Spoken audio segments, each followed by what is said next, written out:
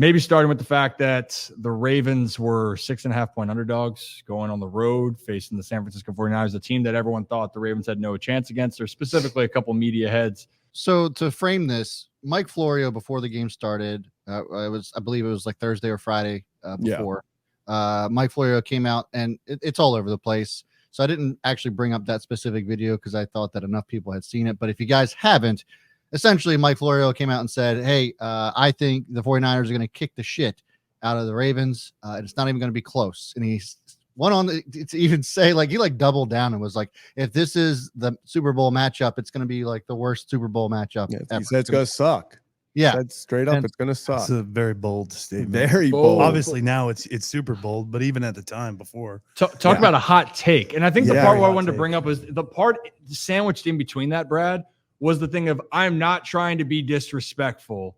That's just the reality. And I think, Nick, we've talked about which it being is even almost more disrespectful. You're being disrespectful when you say I'm not trying to be disrespectful. What's that in Talladega Nights? Like, with all due respect. You can't say whatever you want after you say with all due respect. That's so true. That is how I feel like media, though, these 100%. days, like especially ESPN, they're like, I'm not trying to hate on this player. And then they'll give 3-minute rant on everything they suck. Like they're trying to be like, well, I'm not trying to be mean, but blah blah blah blah blah. This, I love his skill, but he's the worst quarterback I've ever seen in my life. Well, so this leads to it, right? So the thought was that the Baltimore Ravens were going to go out there and get whacked, and the reality was the Ravens forced 5 turnovers, didn't turn the ball over, won by double digits on the road, arguably against the best team, head and shoulders above everyone in the National Football League. But the thing and this is the part. There's 2 parts here, and we're going to react. I think we should play both. We'll start with Lamar Jackson because I don't care of the fact that he was responding to Mike Florio here. I love the fact, and this, Nick, this is where I want you to respond to this, because what Lamar's response is something that I think everyone should listen to, because clearly if you're not in there in the locker room, you have no idea what a team is fully capable of. So let's play that Lamar Jackson post-game press conference about Mike Florio's comments. Yeah, because we're in the NFL, we play ball, not to take away from that team, but you can't just discredit us. We grown, man, we got to feed our family. And he can have his opinion, but just don't be just talking like that. That's disrespectful. That's very disrespectful. But no, not to take away from the 49ers at all, because, like, they're great all across the board, but we going to come to play as well. Our record not no fluke, we play ball, and we showed that, But he just need to just keep doing his job, but just don't just come off like that towards us. That's disrespectful, like I said, because he ain't putting them pads on.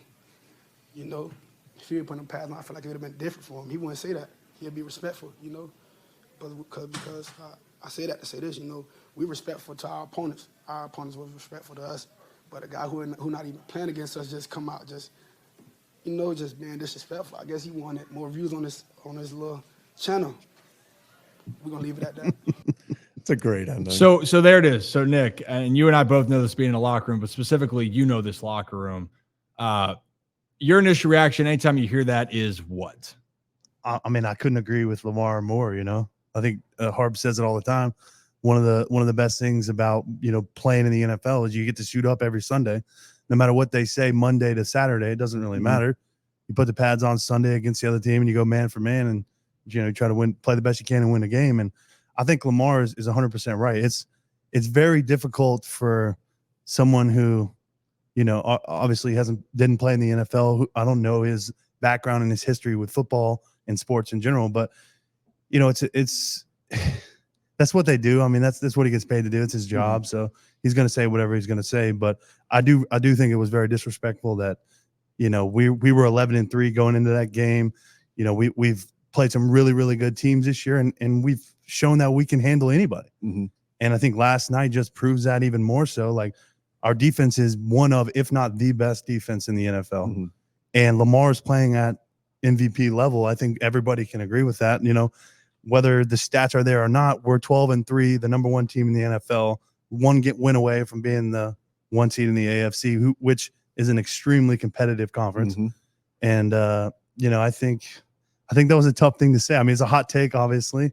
And the answer, the Ravens did what they do best and answered the call. So yeah, I think that's where it goes. And for me, I just remembered in any sport, I think anyone that's ever played, it doesn't have to be at the professional level, but when you call someone out so directly, it's just, and the thing that I feel bad for Niners, the Niners said all the right things, by the way. Yeah. They were like, the Ravens are great. Yeah. They got some dogs over there. They are playing some tough football. Lamar Jackson, amazing. And then you have a media outlet absolutely shred. And then that's where the focus gets taken on. But Nick, I mean, we know the answer. We can be trained to go, yep, we understand the right answers to say. Oh, we're blocking out the outside noise.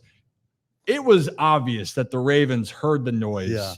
I mean, I definitely think you can't not hear it, especially today's day and age with all the social media that's out there. You get it thrown in your face 24/7. But John is always done a good job of just, hey, keep your head down. Just going to work. We're going to show up on Sunday. They're going to figure it out. Like, he spoke out of turn this time. On Monday morning, he's going to change his tune. Mm-hmm. And, I didn't hear his comment today, but hopefully he changed his tune after last night's game. Well, he was already starting to say that. He was already starting to say that, if I'm not mistaken, the Ravens, is it too early to say that the Ravens are going to beat the shit out of the Dolphins? At least he owned up saying kind of going, well, I'm glad I was wrong. It will be a more competitive playoffs, but also anything can happen in the playoffs. But Zach, actually, you brought this to attention was Patrick Queen's comments as well, because it kind of goes hand in hand, right? Yeah. I mean, I love everything about these comments, and it really brings it all back to how we view Ravens football, of this nitty gritty. We don't care what you say. It's 11, like you said, it's 11 on 11. Mm-hmm. At the end of the day, you have to line up 11 guys versus our 11 guys, and we think we can win no matter what you do. We're going to go out there and beat you up, and they went out and did it. So, I mean, good for them. And then I will say this was a cold take, or a cold comment afterwards. Like, his smile as he's talking about it, like, it's a bad man. He's devious. Yeah, I love PQ. A bad man. PQ is a good dude. Well, hey, let's roll that PQ audio then of what he said after the Ravens were victorious out in San Fran. We play a brand of football that people don't want to play. Everybody want to be out here playing basketball on grass and stuff, and we ain't with all that. So you could do all that stuff, you just gonna get hit in the mouth every play, honestly. We could care less about all the pretty stuff you do, gimmick stuff. You just got you still got to line up, play football. You still got to get touched. So that's our mindset. That's how we want to come out and just hit people in the mouth. So this is what I love about the Ravens, and not just the Ravens, but the division itself, the AFC North. And Nick, you could probably speak to this too, but there isn't a more physical division in football than the AFC North. And it was apparent to me, at least the eye test. I've never played football before, but just from what I've seen as a spectator, as a fan, the 49ers, the Cowboys, the Dolphins, they're those finesse teams, kind of what PQ was talking about, like basketball on a field. And it seems as if anytime those teams meet up with a truly physical opponent, such as the Ravens, they get their asses kicked. And that happened with the Bengals. It happened with the Browns, and the Steelers. That first game is what it is, but like the 49ers are 1-3 in the AFC North, and I don't think that's by accident. I think the AFC North, I'm biased because I've only ever played an NFL game in the AFC North, like being part of the Ravens. But I definitely think that it's a physical brand of football. I mean, we pride ourselves on being physical. I think, John and even Coach Tomlin, they've been with the same team for so long, and they still have that old school mentality of like, we're going to pound it in the ground, and we're going to force you to stop us and do what we do. And not a lot of teams do that anymore. And that's just the nature of the NFL. I think, teams you look at the Dolphins, they're super fast and very explosive and try to get the ball in space and do that stuff, which we do as well with guys like Zay and Odell and Bate. But I think we try to establish the run. We try to establish the trenches on offense and defense. And, we got arguably one of the best D linemen in the league.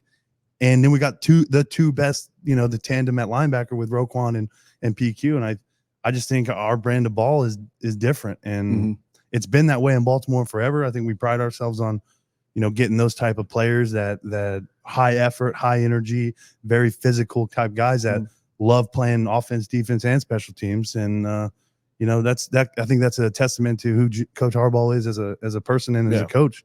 You know, he's a hard. I mean, he's hardcore. That guy's in the gym working out at 5 a.m. all the time. I love it. And I think the players, the team, we kind of reflect his image in a way. Yeah, I mean, the phrase "play like a Raven," I think everyone in Baltimore's heard that. I think people are starting to hear that. But that's not just a saying in Baltimore for the team. It's literally a culture. It's a belief. 100%. And I mean, as much as people want to go up and down on John Harbaugh, same thing with Mike Tomlin. The teams, the reason why it's the foundational structures that are still being kept all these years. Nothing's going to be perfect. But you go out there and you're proving year in and year out that you can get the most out of your bunch. Maybe it doesn't turn out the way that you want, but there's that stability.